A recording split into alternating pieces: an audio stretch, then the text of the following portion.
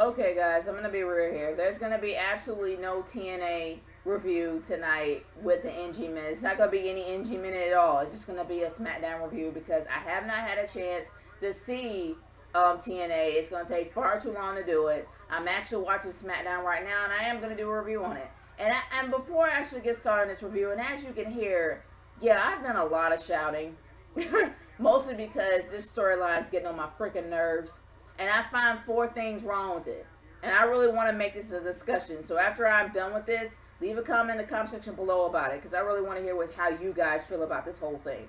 But so I will not make a rant that's going to go on for 10 minutes. I'm going to make this as short and sweet as possible. Number one, this actually comes from a comment that I heard JBL say. JBL said, "Oh, well, I had never heard of anybody talking about their boss, and this had never happened at a WWE company and an NYSC company like WWE." There was an entire freaking era based on talking about your boss, and it was called the Attitude Era. And honestly, in my humble opinion, the WWE is doing everything they possibly can to literally separate themselves. Not even separate, erase from existence the Attitude Era. The one era that made them millions of dollars night after freaking night on USA Network. That practically put USA Network on the map. And I remember when USA Network was new and it came out. It had Murder, She Wrote and all this other stuff that people really didn't even know even existed. The Attitude Era and Raw put that whole channel on the map, but that's besides the point. The point is, how can you forget the one era that has made you so much money over the years? Sure, the things you did was extreme. Like, the things you did was, like, downright probably illegal. But still, it was the most fun I've ever had watching Raw for the sheer reason because of how creative it was. How they literally threw the rule book out the door and allowed so much creativity to start pouring in.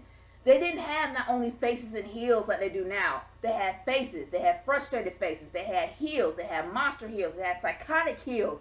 They had anti-heroes. One of my favorite types of characters is an anti-hero.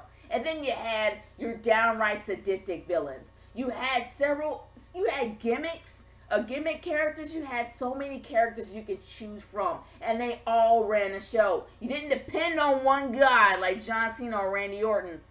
You had a variety of characters you can choose from that you can root for.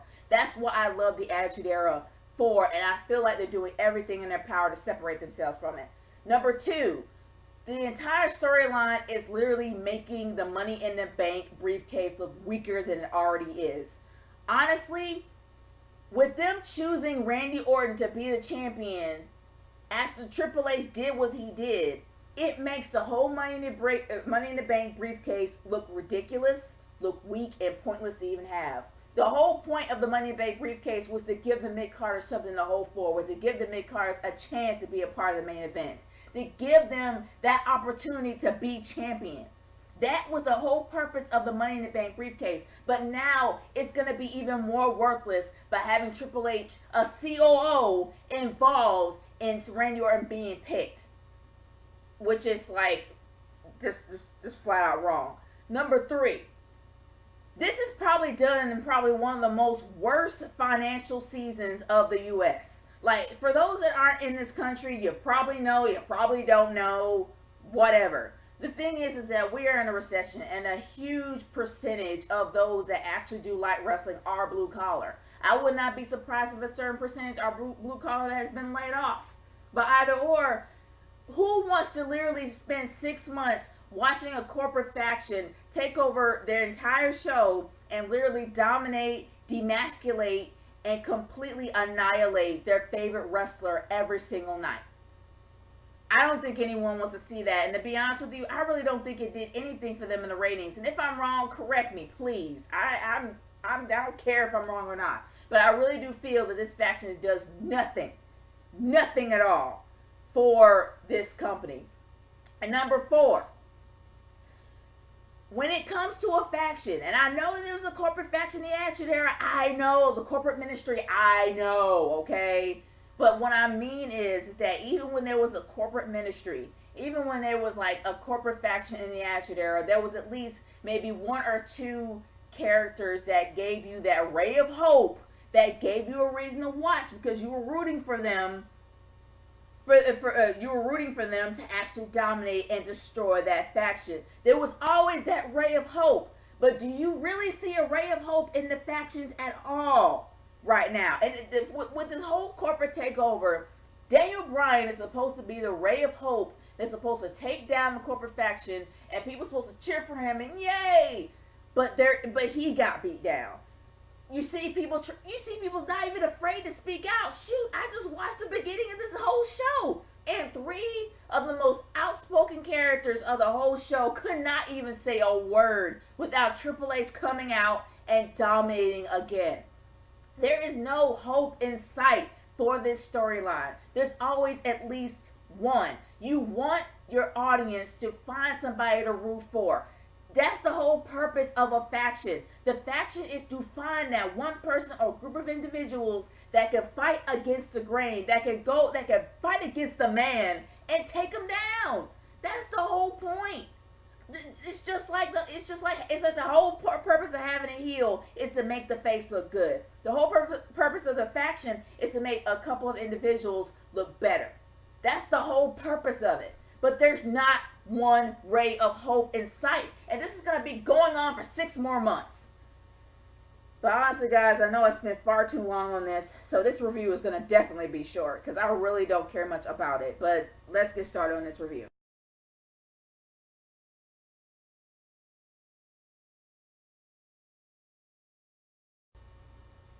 Alright, guys. Let's be real here. They did nothing for the Night of Champions. They probably had maybe 2 matches in relation to the Night of Champions. Kinda. The match that they had with RVD, honestly, like, really?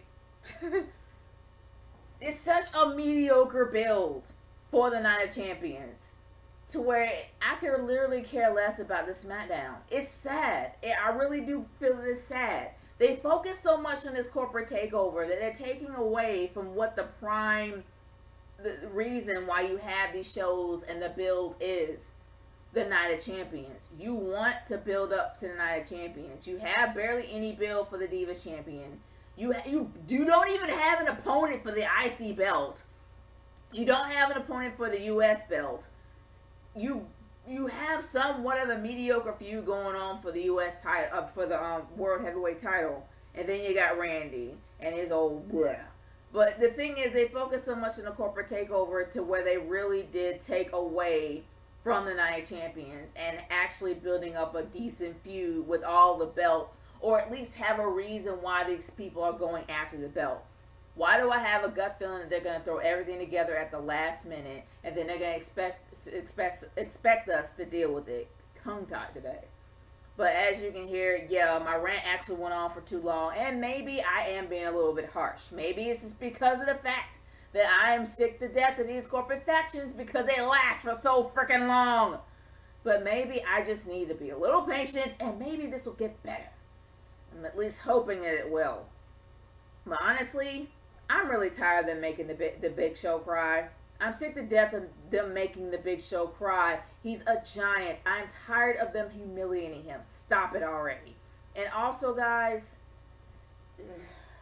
what are you literally trying to make the corporate ministry 2.0? Just go ahead and say it. The Shield is pretty much the corporate ministry 2.0. Just say it already. And I'm just so tired of seeing it. Oh yeah, and also, just on a side note, I ended up finding out what follow the buzzers mean, and it kind of meant what I thought it meant. For those that aren't really, who don't live in a desert or in a desert area or live in the South or whatever, those who have seen a buzzard, you know the buzzards, what do buzzards do? Follow the dead.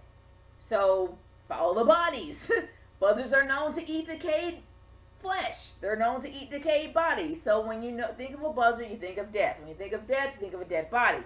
Follow the buzzards, follow the dead bodies, follow the trail of dead bodies. Yeah, it's that simple, and I can't believe it. Yeah, had to look it up to make sure. I saw this on a British Fist Q&A. So for those that weren't really sure what it meant what you thought it meant. It was nothing philosophical in there, and I really thought that it was something deep. So that really says something about me. But regardless, guys, There's really nothing more to say about the SmackDown. The SmackDown was really mediocre at best. It did nothing for the Night of Champions.